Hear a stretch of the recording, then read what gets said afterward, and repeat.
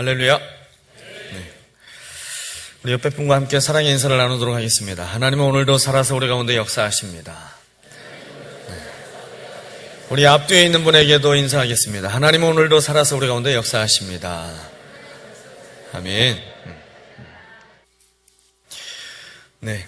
언제든 그 인사를 인사로 하시는 분과 또 믿음의 고백으로 선포하시는 분과 차이가 나타나는 것 같습니다.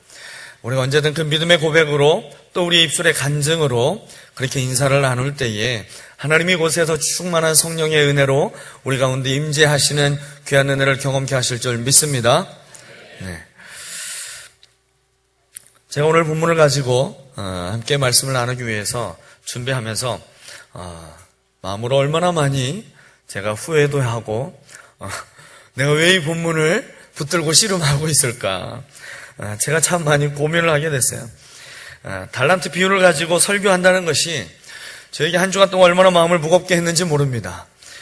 지난 주일 유치부 설교가 달란트 비유를 가지고 설교를 했었어요.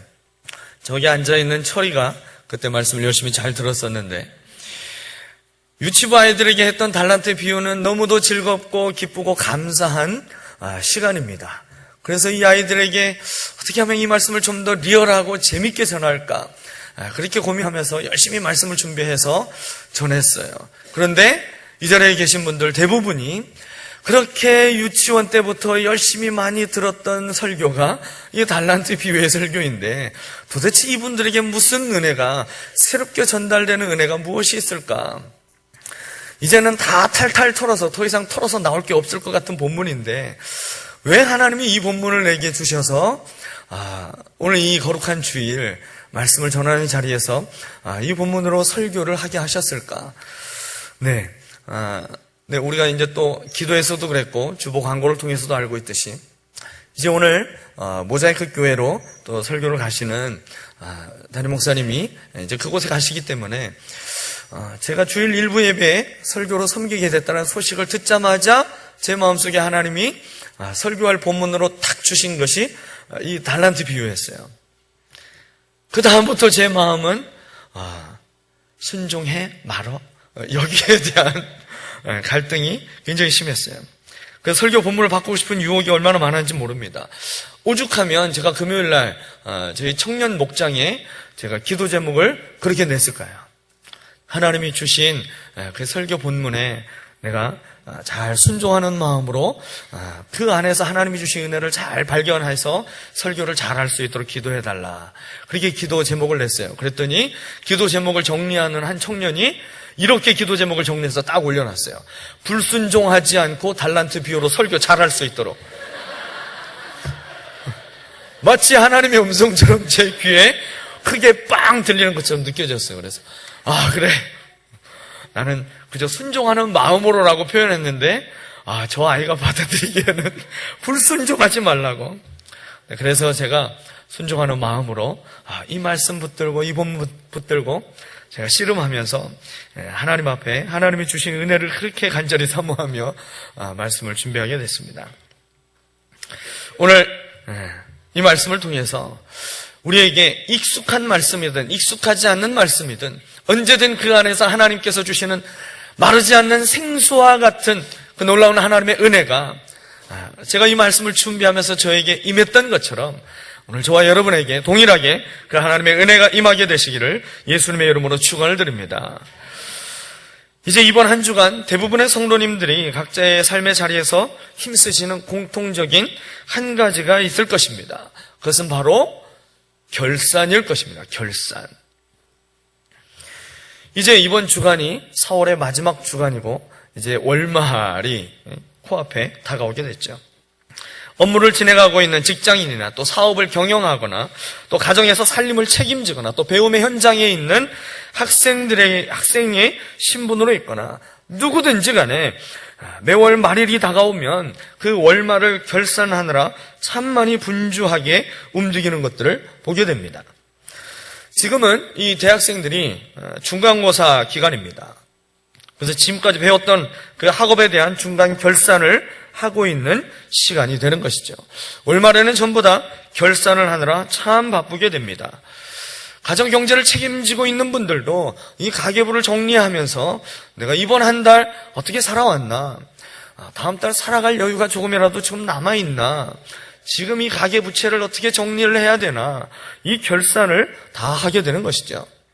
일일 결산을 하고 또 주간 결산을 하고 월간으로, 또 그것도 부족해서 분기별로, 또 반기별로, 또 연간 결산으로 끊임없이 결산을 통해서 무언가를 점검하고 다시 목표를 향해 나아가기 위해서 노력하고 있는 삶을 우리가 계속 반복하며 살아가고 있는 것이죠.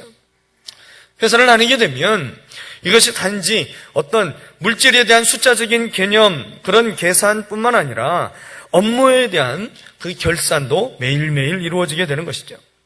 학생이라면 과제와 그리고 많은 시험들을 통해서 자기가 배움에 대한 이 중간 결산들을 계속해서 하게 되는 것이고요.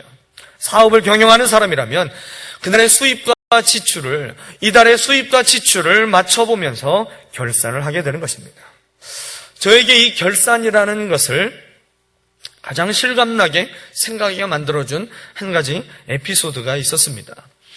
2002년 대한민국 열심히 외쳤던 그날의 함성이 지금도 어디서든 크락시엄만 그렇게 울려도 나도 모르게 손이 박수를 치고 있는, 본능적으로 온 국민을 하나로 만들었던 그 2002 월드컵이 있었죠.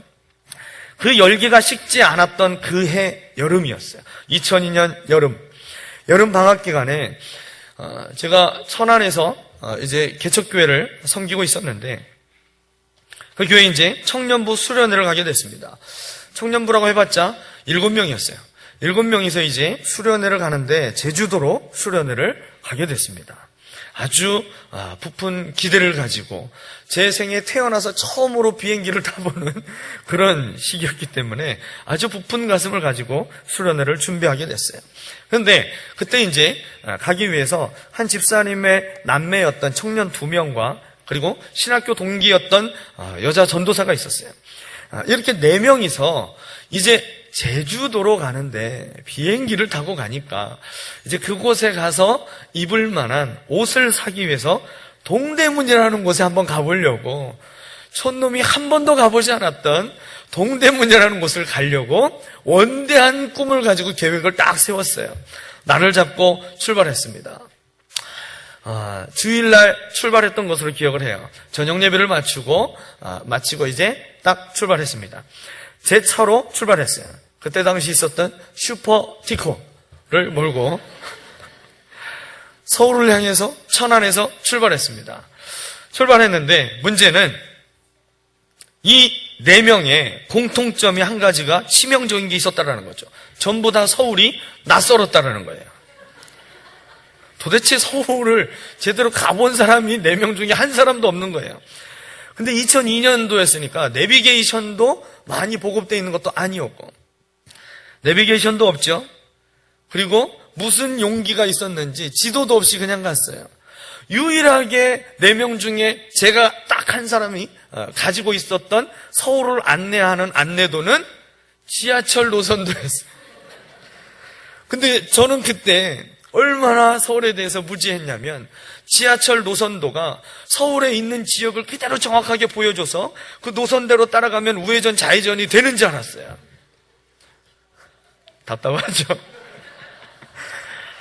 시골 촌사람의 무지와, 그리고 제가 남자잖아요. 남자의 핵존심. 길을 모르면 물어봐야 되는데 안 물어보고 기다려봐. 길은 다 가게 돼 있어. 찍진 않은 거야. 이 시골 촌사람의 무지와 또 남자의 핵존심이 합작해서 만들어낸 한 편의 영화 개고생이 거기에서 만들어졌어요. 티코도 번호판이 전북 번호판이었죠. 그래서 저 전북 번호판을 달고 밤 9시에 천안에서 출발해서 동대문을 향해서 갔던 저희 일행은 새벽 4시에 동대문 쇼핑 상가에 도착을 했습니다. 도대체 어딘지 알 수 없는 거예요. 분명히 지하철 노선도를 보면 오른쪽으로 가면 되는 건데 이게 답이 안 나오는 거죠. 뒷좌석에 있던 일행들은 어느덧 다 잠이 들어서 길이 어느 정도 왔는지 확인도 하지도 않고, 이제 그렇게 해서 겨우겨우 새벽 4시에 동대문 상가에 도착했어요. 그 시간에도 옷을 사러 다니는 사람들이 참 많이 있었습니다. 지방에서 이제 옷을 사다가 팔기 위해서 돌아다니던 자영업자들도 있었고요. 그래서 이제 그 새벽 4시부터 문을 닫기 전까지 짧은 시간 동안 우리는 그 긴 상가를 정신없이 돌아다녔어요. 결국 그렇게 열심히 돌아다녔지만 마음에 드는 옷이 없어서 제가 샀던 것은 흰 티셔츠 2개 딸랑 사왔어요. 그것은 그냥 동네 옷가게에서도 충분히 살 수 있는 걸 서울까지 가서 그렇게 고생하면서 제가 흰 티셔츠 2개 딸랑 사고 왔던 기억이 있어요. 근데 매장을 다 돌아서 구경하고 딸랑 2개 옷을 사고 나오는데 동대문 상가의 전체 스피커 방송으로 노래가 하나가 흘러나왔습니다. 그 흘러나오는 노래가 참 잊을 수 없는 노래였어요. 어쩜 저렇게 이곳에 딱 맞는 노래를 선곡해서 그 노래를 들려주고 있을까? 장사를 마치고 이제 장사를 마감하면서 그들이 듣고 있던 음악이 누구의 선곡이었는지는 몰라도 기가 막히게 딱 맞는 곡이었어요. 조용필의 7집 앨범 여행을 떠나요에 수록되어 있는 몇 번 곡인지는 모르겠어요. 그런데 그 노래의 제목이 이겁니다. 어제, 오늘, 그리고 내일. 이 노래 아시는 분 있으세요? 노래는 이렇게 됩니다. 어제 우리가 찾은 것은 무엇인가? 잃은 것은 무엇인가? 버린 것은 무엇인가? 그리고 또 오늘 우리가 찾은 것은 무엇인가? 잃은 것은 무엇인가? 남은 것은 무엇인가? 이것만 계속 반복되는 거예요. 마치 우리 수요예배 끝나면 십자가만 계속 반복되듯이 이 사람들에게는 그래 오늘 찾은 게 뭐고 잃은 게 뭐고 남은 게 뭘까? 밤새 그렇게 장사했던 사람들이 마지막 그 노래를 들으면서 하고 있는 모습이 다 똑같았어요. 전부 돈을 세고 있는 장부를 보면서 계속 돈을 맞춰보는 거예요. 이러면서 결산을 하고 있더라고요. 결산을. 이 노래가 나오면서 장사하는 분들이 이제 그들 나름대로의 지난밤에 장사의 결산을 열심히 하고 있는 모습을 제가 보면서 제 손에 들려있는 2개의 티셔츠를 들고 나오게 됐어요. 물건을 판 사람만 결산하는 게 아니라 물건을 산 사람도 결산하는 것이죠. 물건을 사고 나오는 사람들도 역시 좋은 물건을 싸게 사는 것이 그들이 돈을 버는 것처럼 느껴지기 때문에 그들도 결산하는 모습을 보게 됐어요.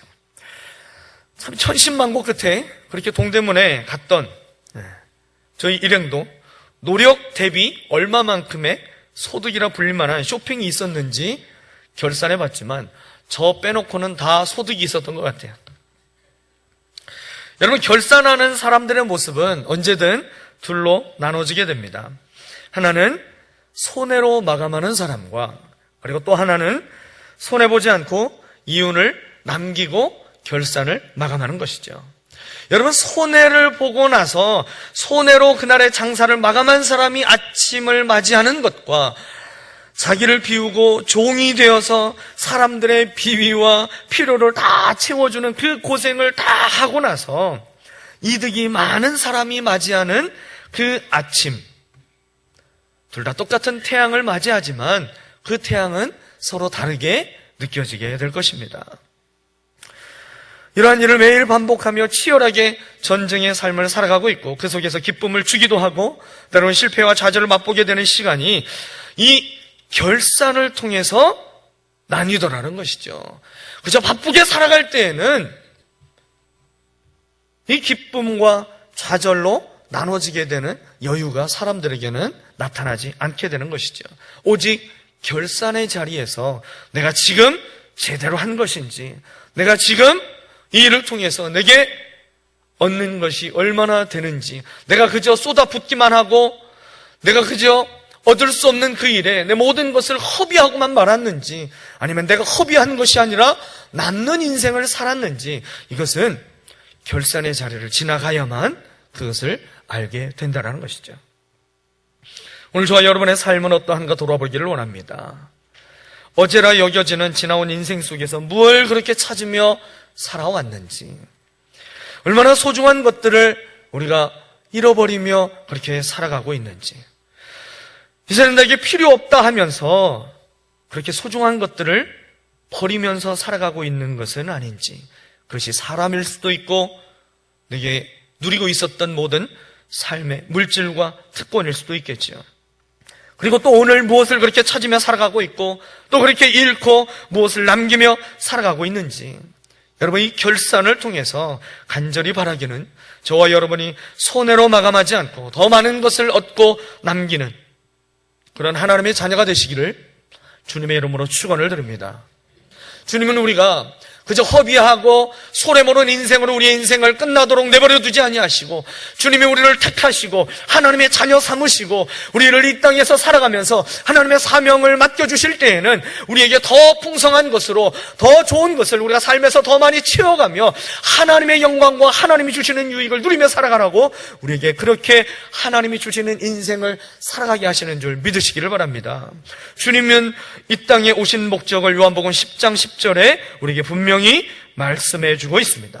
인자가 온 것은 양으로 생명을 얻게 하고 더 풍성히 얻게 하려 하는 것이라. 주님이 이 땅에 오신 것은 양으로 생명을 얻게 하고 그리고 더 풍성한 꼴을 우리에게 주시려고 주님이 이 땅에 오셨다고 말씀하고 있어요.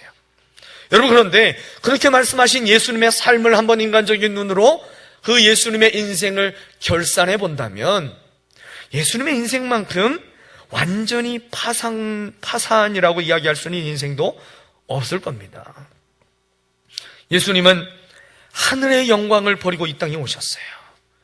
이 땅에 참으로 답답하고 연약한 그 육신의 옷을 입고 오셔서 육신의 한계를 다 느끼셨습니다. 육체와 감정의 극한 고통을 전부 겪으시면서 급기야 자기를 보내신 그 하나님으로부터 버림당하는 모습으로 십자가에서 죽으시고, 적어도 죽고 나서 자기가 만들어 놓은, 자기가 사놓은 무덤이라도 들어가면 그 사람의 인생을 그래도 완전히 파산이라고 얘기하기는 어렵겠죠. 그런데 예수님은 자기의 무덤도 없었어요. 남의 무덤에 잠깐 새 들어가시게 됩니다. 그렇게 예수님은 그분의 일생을 마치시게 됐습니다. 여러분, 이것을 인간적으로 결산해 보면 여러 완전히 파산 수준보다도 훨씬 더 지나치게 되는 것이죠.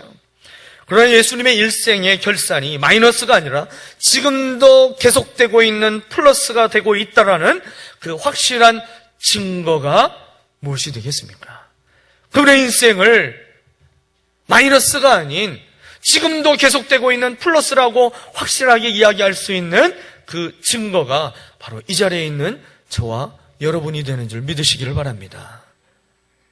예수님은 인간적인 눈으로 보면 완전히 파산한 것처럼 보였으나 그분이야말로 세상에서 가장 많은 것을 남기고 가신 그러한 삶이었음을 성경과 역사를 통해서 우리에게 너무도 많이 증명하고 있는 것을 우리가 볼 수 있지 않습니까? 여러분, 이제 주님은 모든 인생이 거쳐야 하는 이 결산의 자리에서 가장 기뻐하고 기뻐할 수 있는 자로 우리가 세워지기를 원하시기에 오늘 저와 여러분을 부르셨다라는 것을 믿으시기를 주님의 이름으로 축원을 드립니다. 오늘 본문은 철저하게 예수님의 재림과 관련하여 우리에게 말씀을 하고 있다라는 것을 우리가 말씀을 묵상하며 알 수가 있습니다. 여러분, 본문 앞뒤를 보게 되면 25장 1절로 13절까지를 보게 되면 이제 신랑을 기다리고 있는 10처녀의 비유가 기록되고 있어요. 그리고 사실 오늘 함께 나눌 본문은 25장 14절에서 30절까지 말씀인데 우리가 본문을 전부 다 읽지 않고 우리가 또 읽기 잘 알고 있는 본문이기에 14절부터 19절까지만 읽었는데요.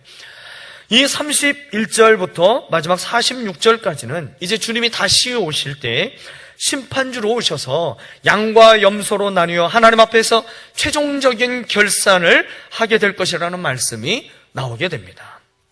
여러분, 전후 문맥을 통해서 볼 때에 오늘 본문에 이 달란트 비유가 적용하고 있는 가장 정확한 시점은 예수님의 부활 이후에서 예수님의 재림 사이의 기간이라고 이야기를 할 수가 있습니다. 이 달란트의 비유가 지금 오늘 어떠한 자들에게 가장 주님께서 들려주기를 원하시고, 오늘 이 말씀이 어떠한 사람에게 들려져서 그 삶에 하나님의 능력으로 이 말씀이 이끌어가는 삶을 살아가기를 원하시냐면, 예수님의 부활의 사건 이후부터 주님이 재림하시는 그 사이의 시기를 살아가고 있는, 바로 오늘을 살아가고 있는 저와 여러분을 향한 하나님의 말씀인 줄 믿으시기를 바랍니다. 오늘 본문을 간략하게 요약하면 우리가 다 알듯이 이제 먼 타국으로 주인이 떠나가게 될 때 자신의 종들을 다 부르게 됩니다. 자신의 종 셋을 불러서 이제 자신이 가지고 있던 자신의 소유 이제 8달란트를 그의 세 종에게 맡기며 떠나가게 됩니다. 한 종에게는 5달란트를 맡기고, 그리고 또 한 종에게는 2달란트를 맡기고, 그리고 또 한 종에게는 1달란트를 맡기게 됩니다. 이제 주인은 자기의 종들에게 자신의 재산을 다 맡기고 나서, 그가 이제 떠나가고 나서, 그 주인이 떠나가자마자 그 종들은 바로 각자의 재능대로 맡겨진 그 재산을 가지고 이제 두 종은 장사를 하여서 자기들에게 맡겨진 것만큼 더 남겼다라고 성경 기록하고 있고, 또 한 명의 종은 그 주인의 재산을 이제 땅에 그대로 묻어두었다라고 이야기를 하고 있습니다. 오랜 시간이 흐른 뒤에 이제 주인이 돌아와서 제일 먼저 이 종들과 함께 했던 것이 결산이었죠. 그 결산을 통해서 이제 남겼던 종들에게 주인은 칭찬을 하게 되고, 그리고 땅에 파묻었던 것을 다시 가져와서 주인께 돌려드렸던 그 종은 주인이 책망하고 그에게 있던 것마저 빼앗아서 많이 남긴 종에게 다시 주게 되는, 그리고 나서 이 빼앗긴 종, 그 한 명의 종은 결산의 자리에서 자기의 모든 것을 다 빼앗기고 주인의 울타리에서 쫓겨나는 그 비참한 최후를 맞이하게 되는 것이 오늘 본문의 이야기가 되는 것이죠. 여러분, 오늘 본문을 통해서 이 결산의 자리에서 종들이 받았던 칭찬의 보상, 칭찬과 그 보상의 핵심을 한마디로 이야기한다면 그것은 관계라고 이야기할 수 있습니다. 관계. 오늘 주인이 칭찬하는 것도, 그들에게 있어서 가장 큰 보상도 관계와 관련된 것이고, 그리고 책망하여 징계를 받았던 그 종에게도 그 핵심이 관계에 있었다라는 것입니다. 착하고 충성된 종이라 칭찬하며 그들에게 주인이 주었던 최고의 보상, 선물이 무엇이었습니까? 네가 주인의 즐거움에 참여하는 자가 될 것이다. 주인과의 관계가 더 깊어지고 풍성해진다는 것을 의미하게 되는 것입니다. 반대로 악하고 게으른 종이라고 책망받았던 한 종에게 내려졌던 그 징계가 무엇이었습니까? 바깥 어두운 데로 쫓겨나서 이제 그곳에서 네가 어려움을 당할 것이다. 그게 무슨 얘기예요? 주인과의 관계가 완전히 단절돼서 더 이상의 주인의 공급이 그에게 공급되지 않을 것이고, 더 이상의 주인의 보호가 그에게 미치지 않게 될 것이라는 것을 의미하는 것입니다. 여러분, 둘 다 그 핵심이 무엇입니까? 관계입니다. 관계. 사랑하는 여러분, 인생에게 주신 가장 큰 선물은 하나님과의 관계가 회복되어 그분의 자녀가 된 사실이라는 것을 믿으시기를 바랍니다. 그분의 즐거움이 나의 즐거움이 되고, 나의 즐거움이 그분의 즐거움이 되는 이 신비한 연합의 관계가 오늘 저와 여러분에게 주신 가장 어메이징한 선물이라는 것을 믿으시기를 바랍니다. 마찬가지로 인생이 가장 두려워해야 될 주님의 징계는 내 삶의 궁핍함이나 육체의 연약함이 아니라 하나님과의 관계가 단절되는 것이라는 것을 오늘 말씀은 우리에게 보여주고 있다는 것입니다. 오늘 말씀을 통해 이 주인의 즐거움에 참여하는 결산이 되기 위해 주님이 깨닫기를 원하시고, 오늘을 그렇게 살아가기 위해 필요한 3가지를 잠시 나눠보려고 합니다. 여러분, 주인의 즐거움에 참여하는 결산이 되기 위해 그 첫 번째는 하나님 나라의 출발점이 감당할 수 없는 은혜라는 사실입니다. 하나님 나라의 출발점은 감당할 수 없는 은혜로부터 출발해야 된다는 거예요. 오늘 내게 주신 그 은혜가, 내가 하나님의 자녀가 된 그 은혜가, 오늘 내게 주님이 사명을 맡겨주신 그 은혜가, 주님의 몸된 교회의 일원으로 하나님의 영광을 위하여 함께 힘을 합쳐 주의 일에 동참할 수 있는 그 은혜가, 이것이 내가 감당할 수 없는 은혜라는 것부터 출발해야 된다는 것입니다. 오늘 종들은 그 주인으로부터 자신들이 도저히 소유할 수 없는 재산을 맡기게 되는 것부터 이야기가 시작되는 것을 볼 수가 있습니다. 주인이 자신의 소유를 맡기는 것 자체가 주인이 그 종에 대한 사랑과 신뢰를 말해주고 있는 것입니다. 그 종들이, 저는 주인이 저에게 이런 재산을 맡기면 이렇게 그 재산을 관리하고 이렇게 점점 늘려가겠습니다, 그 재산 관리 기획안을 제출한 게 아니었어요. 그걸 기획안을 제출해서 거기에서 채택된 종들에게 주인의 소유를 맡긴 것이 아니라 주인은 그저 종들을 믿고 맡겼다라는 것이죠. 그리고 그 종들 가운데 주인이 자신의 소유를 맡기지 않는 종은 없었다라는 겁니다. 주인이 맡긴 것을 오늘 성경은 달란트라고 말씀하고 있습니다. 여러분, 오늘날 달란트는 우리가 재능이나 특별한 기술을 가르칠 때 쓰는 단어로 우리가 쓰고 있지만, 당시에는 이 달란트라는 것이 아주 어마어마한 화폐 단위였던 거죠. 보통 사람들은 쉽게 가질 수 없을 정도의 엄청나게 큰 액수가 되는 것입니다. 당시 노동자들의 하루 품삯기 한 데나리온이었어요. 근데 이 한 달란트라는 것은 1달란트는 6천 데나리온이 바로 한 달란트입니다. 날수로 환산을 하게 되면 20년 정도의 품삯이 한 달란트가 되는 것이죠. 한 달란트 받았던 그 종이 자신이 받았던 것이 뭐야, 이 정도밖에 안 돼? 이래서 땅에 묻어버린 게 아니라는 거예요. 한 달란트만 받아도 그 한 달란트는 내가 도저히 감당할 수 없을, 내가 도저히 소유하기 힘든 그 어마어마한, 감당할 수 없는 것을 그에게 맡겼다라는 것이죠. 2달란트면 어떻게 돼요? 40년 정도의 품삯입니다. 5달란트는 3만 데나리온이에요. 그것은 100년 동안의 품삯을 모아야만, 하나도 안 쓰고 모아야만 되는 것이 그 금액이 되는 것이죠. 예수님이 이 큰 돈의 액수를 사용하면서 오늘 하나님의 나라를 이렇게 비유하고 있는 이유가 무엇이 되겠습니까? 그것은 돈으로 환산할 수 없는 인생의 가치를 우리 인생에게 주셨다라는 것을 깨닫기를 원하신다라는 것입니다. 오늘 저와 여러분의 인생은, 오늘 우리가 누리고 있는 이 하루하루의 삶은 하나님께서 우리에게 감당할 수 없는 은혜로 우리에게 선물로 주시는 것이 바로 저와 여러분의 인생이 되는 줄 믿으시기를 바랍니다. 오늘 우리가 하나님의 자녀가 되었다는 것은 우리 안에 보배를 담고 있다는 것을 말씀하고 있는 거예요. 질그릇 같은 인생이 감당할 수 없는 은혜를 그 속에 담고 시작하게 하신 것이 저와 여러분의 이 거듭난 인생인 줄 믿으시기를 바랍니다. 달란트를 받지 않는 사람은 아무도 없었어요. 하나님은 소수의 특별한 사람에게만 삶의 축복을 주시는 것이 아니었습니다. 우리 모두에게 동일한 고귀한 삶을 주시는 것입니다.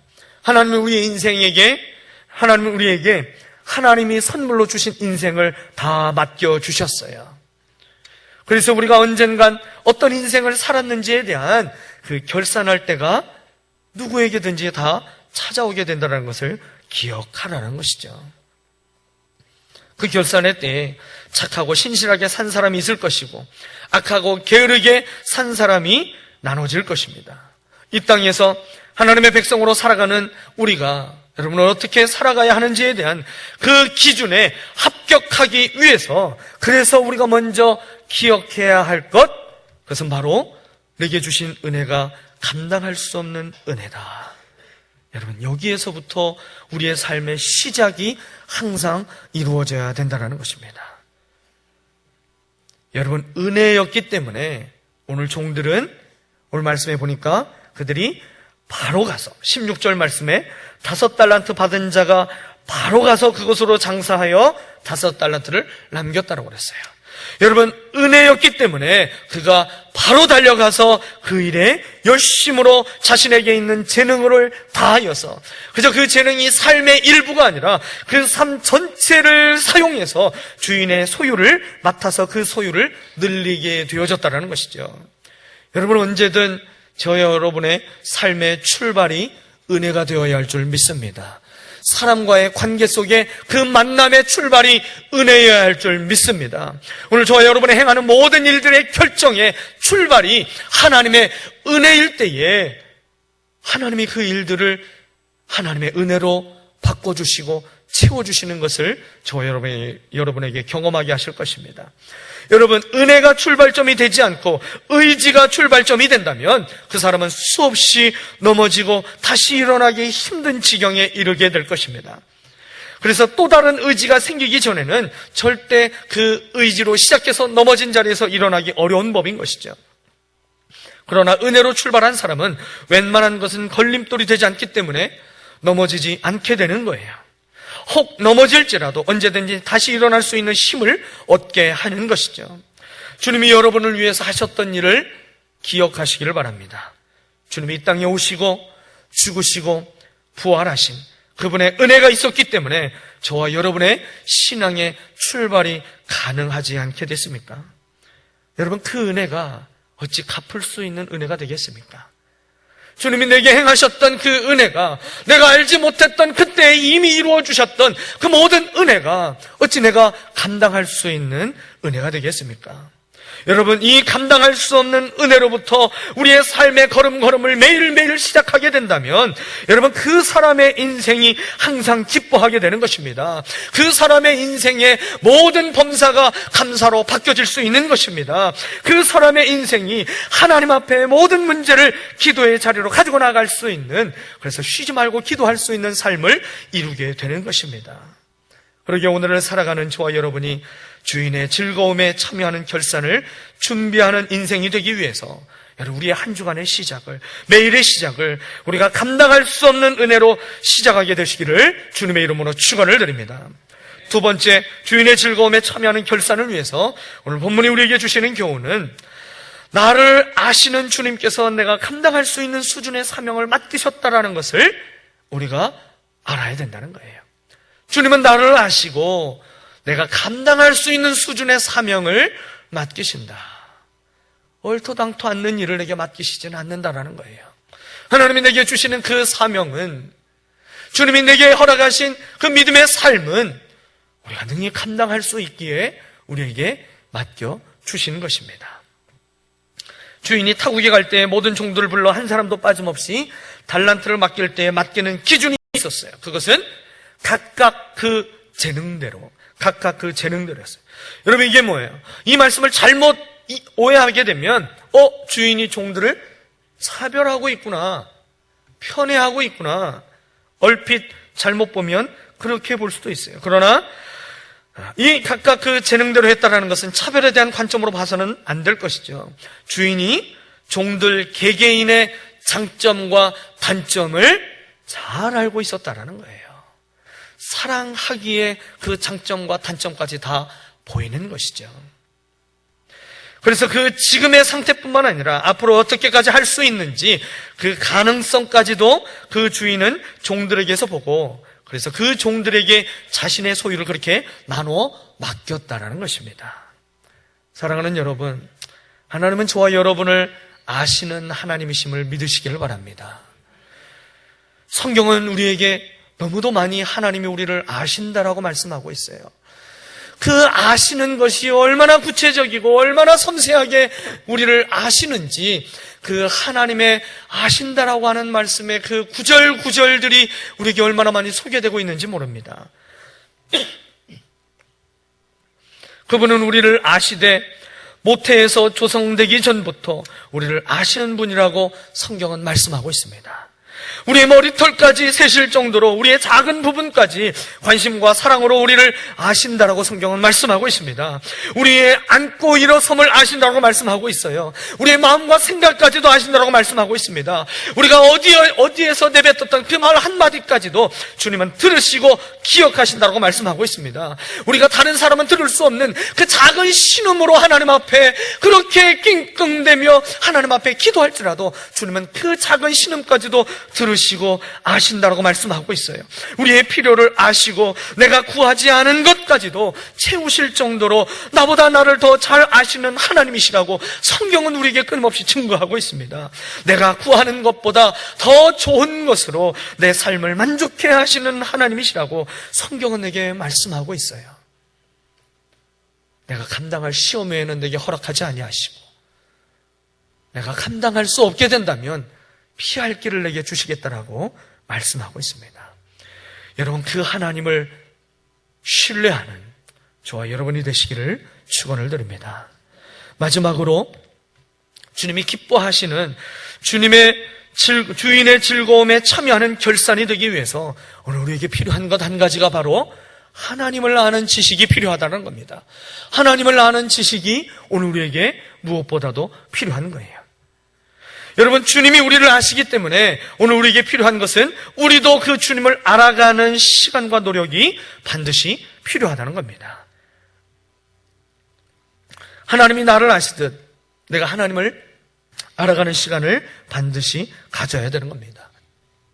여러분, 우리가 매일 성경을 읽고 묵상하고 교회에서 열리고 있는 많은 성경 공부와 제자 훈련, 그리고 이제 여러분 주보에 광고가 나가 있죠. 금주 토요일부터 시작되는 가정교회 생명의 삶, 멘토의 삶과 또 생명의 삶과 그리고 새로운 삶, 여러분 이러한 삶 공부에 끊임없이 여러분 자신을 드리시기를 바랍니다.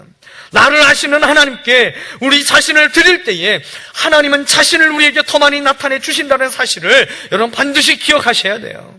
오늘 본문에서 1달란트 받았던 종의 모습을 여러분 자세히 한번 보십시오. 그는 주인을 알긴 알았지만 그가 주인을 잘못 알고 있었어요. 결산의 때에 그렇기 때문에 그는 책망을 받게 되는 거였습니다. 여러분, 하나님을 바르게 알게 되면 우리의 삶을, 오늘의 삶을 가장 성실하고 능력 있게 우리가 살아가게 되는 것이고, 기쁨과 감사로 기꺼이 세상을 섬기는 참된 주님의 제자로 우리가 살아가게 되는 줄을 믿으시기를 바랍니다.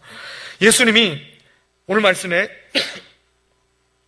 3명의 종을 등장시켰지만 사실 2부류의 사람을 대조시키고 있는 것을 우리가 볼 수 있습니다. 하나는 부유한 자가 더욱 풍성하게 살아가는 인생이 되는 것과, 나머지 하나는 있는 것마저 빼앗기는 인생을 보여주고 있어요. 여러분, 있는 것마저 빼앗기는 인생을 사는 사람이 바로 그 1달란트 받았던 사람이었죠. 여러분, 이 종은 주인에게 받은 1달란트를 그저 땅에 숨겼다가 주인에게 돌려줬어요. 근데 이 주인이 이 종에 대해서 뭐라고 얘기했습니까? 악하고 게으른 종이다. 어떻게 보면 이 책망이 참 지나쳐 보이기도 했어요. 원금을 잃어버린 건 아니잖아요. 적어도 원금이라도 보존이 돼 있으면 그렇게까지 책망받지는 않을 텐데, 그런데 주인이 이 종을 무엇 때문에 그렇게 악하고 게으르다라고 평가를 하게 됐을까요? 그것은 그 종이 주인에게 했던 말 속에 있습니다. 주인님, 저는 주인님이 굳은 분이라 심지 않은 데서는 거두지 않고 씨 뿌리지 않은 곳에서는 곡식을 모으지 않는 것을 내가 알고 있습니다. 그래서 저는 두려운 나머지 나가서 주인님의 돈을 땅에 감추었습니다. 보십시오. 여기 주인님의 것이 그대로 다 돌아왔습니다. 그러면서 그 주인에게 이야기하며 주인의 소유를 돌려드렸죠. 자신이 달란트를 땅에 묻은 이유를 설명하고 있는데 주인에 대한 자신의 생각을 이야기를 하고 있었어요. 이 종은 주인을 악하고 나쁜 사람으로 생각하고 있었다는 것입니다. 주인에 대해 오해하고 있었기 때문에 그 주인을 믿지 못했던 거예요. 자신의 1달란트를 땅속에 파묻은 이유를 이제 이 종은 주인의 책임으로 돌리고 있는 것을 볼 수가 있습니다. 성경에서 말하는 이 악함은 도덕적인 것만 의미하는 것이 아니라 하나님과의 관계도 설명하고 있는 것입니다.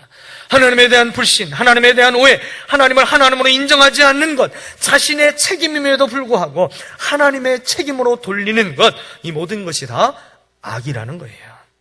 여러분, 아담과 하와가 선악과를 따먹은 후에 어떻게 했습니까? 서로 책임을 전가했어요. 내 탓이 아니라 내 탓이라고 그렇게 책임을 전가했잖아요. 아담은 하와에게, 하와는 뱀에게. 아담은 나중에 또 어떻게 했습니까? 하나님이 만들어준 여자가 이 여자가 선악과를 먹게 했다. 결국 그 책임을 누구에게 돌렸어요? 하나님께 돌렸어요.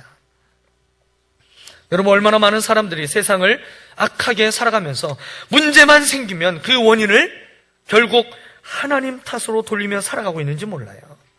오늘 본문에 등장하고 있는 종의 가장 근본적인 문제는 자신이 마땅히 져야 할 책임을 주인의 탓으로 돌리고 있다는 것입니다. 오늘 자신의 인생의 문제, 어려움을 부모의 탓으로 돌리고 국가의 탓으로 돌리며 그렇게 원망의 대상만 찾으며 살아가고 있는 사람이 얼마나 많이 있습니까? 여러분, 종은 주인을 심각하게 오해하고 있었어요. 사실 주인은 종들을 신뢰하고 사랑했습니다. 성경 구절 어디에서도 주인이 종들에게 변상을 해야 한다고 말씀하고 있는 부분이 없어요. 주인은 종들을 그저 믿고 맡기고 있었습니다. 주인은 종들의 그 실패를 용납하지 못하는 사람이 아니라 실패를 통해서 더 배우는 인생을 살라고 가르칠 수 있는 그런 선한 사람이라는 것을 우리가 말씀을 통해서 볼 수가 있게 되는 것이죠. 한 달란트를 받았던 종이 무엇이라도 좀 해보려고 하다가 실패를 했다라고 하면 주인은 그 종을 격려하고 다시 한 달란트를 더 주면서 한 번 더 도전해보고 한 번 더 열심을 내서 살아보라고 격려했을 것이에요. 그런데 그 주인에 대한 신뢰와 사랑을 믿지 않았던 종이 그 달란트를 땅에 파묻어 버렸다는 것이죠. 여러분, 그 이유가 무엇이 되겠습니까? 주인에 대한 신뢰가 부족할 때 그 마음에 찾아오게 되는 것은 두려움입니다. 하나님에 대한 신뢰가 부족하게 될 때에 믿는 성도의 마음속에 가장 먼저 찾아오게 되는 것이 무엇인지 아십니까? 그것은 바로 두려움인 거예요. 주인에 대한 오해와 불신은 두려움을 가져다 주게 됐습니다. 두려움이 파생되는 감정으로 그 속에 작동하게 됐어요. 두려움은 무엇인가를 신뢰하지 못할 때 우리의 마음에 생기는 감정이 되는 것이죠. 하나님을 신뢰하지 못하면 내 마음속에 끊임없이 가장 먼저 요동치며 일어나고 가장 먼저 내게 능력으로 역사하는 것이 이 두려움이라는 거예요. 하나님을 사랑하지 않는 사람은 반드시 그 마음에 두려움이 일어나게 돼 있습니다. 사랑 안에는 두려움이 없기 때문에 사랑이 부족하게 되면 그 안에 반드시 두려움이 나타나게 되는 것이죠. 종은 주인의 사랑과 그 신뢰를 그대로 받아들이지 못했던 것입니다. 그래서 그 마음에 두려움이 찾아왔어요. 두려움이 이제 그가 하면 열심히 잘해서 뭔가를 남길 수 있다는 그 가능성마저 함께 땅에 묻어두게 만들었다는 것이죠. 두려움은 스스로를 가두는 그렇게 감옥과도 같은 것으로 작용하게 됩니다. 진실을 보지 못하게 하고 큰 문제를 작게 보고 작은 문제를 크게 보게 하는 것이 두려움이라는 것이죠. 여러분, 상황을 보았기 때문에 불안한 것이 아니라 두려움을 가지고 상황을 보기 때문에 두렵게 되는 것입니다. 하나님에 대한 불신은 두려움을 끊임없이 우리에게 가져다 주는 거예요. 이 두려움은 게으름을 만들게 되고 결국 아무것도 하지 않게 만들어 버리는 것입니다. 여러분, 그렇기 때문에 하나님에 대한 믿음의 확신을 가지시기를 바랍니다. 그 하나님을 신뢰하며 나아가는 기도의 시간을 확보하시기 바랍니다. 그리고 그분이 내게 맡겨주신 영혼 구원의 사명, 이 사명의 지경을 확장하시길 바랍니다. 여러분, 이 확신과 확보와 확장, 여러분, 이 세 가지가 오늘 우리의 삶에 하나님의 은혜로 출발하여 매일매일의 삶을 그렇게 살아가게 된다면 오늘 주님이 언제 오시든지 간에 오늘 저와 여러분의 인생이 그 주님 앞에 서서 결산할 때에 주인의 즐거움에 참여하는 결산이 되게 하실 줄 믿습니다. 여러분, 주인의 즐거움에 참여하는 결산은 언제든 준비하는 삶이 있을 때에 가능하게 되는 것입니다. 여러분, 결산은 그때가 언제인지 정해진 건 아니에요. 그러나 가장 확실한 때는 두 가지 때가 있는 것입니다. 그것은 하나는 주님이 이 땅에 오실 때이고, 또 한 가지는 내가 주님 앞에 설 때가 바로 결산의 때가 되는 것이죠.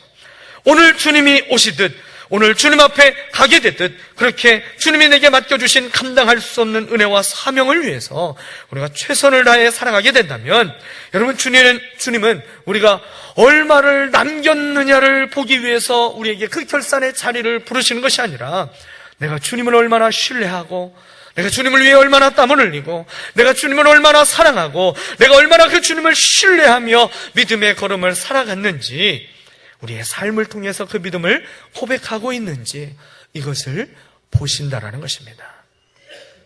여러분, 이 주님의 결산의 자리에서 오늘 주님이 주시는 그 칭찬을 모두 다 듣게 되는 저와 여러분 되기를 원합니다.